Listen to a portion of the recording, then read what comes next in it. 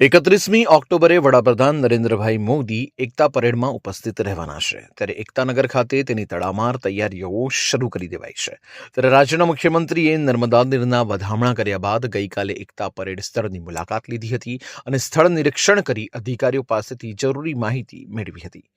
સરદાર પટેલ જન્મજયંતિ 31મી ઓક્ટોબરે વડાપ્રધાન નરેન્દ્ર મોદીની પ્રેરક ઉપસ્થિતિમાં દર વર્ષે એકતાનગર ખાતે યોજાતી રાષ્ટ્રીય એકતા પરેડ આ વર્ષે સરદાર સાહેબની 150મી જન્મજયંતિના વિશેષ અવસરે યોજાવાની છે. ત્યારે મુખ્યમંત્રીએ એકતા પરેડના સ્થળની મુલાકાત લઈને રાષ્ટ્રીય એકતા દિવસની ઉજવણીના વિવિધ કાર્યક્રમો અંગેના આયોજનની સંપૂર્ણ વિગતો સંબંધિત અધિકારીઓ પાસેથી મેળવીને જરૂરી માર્ગદર્શન આપ્યું હતું.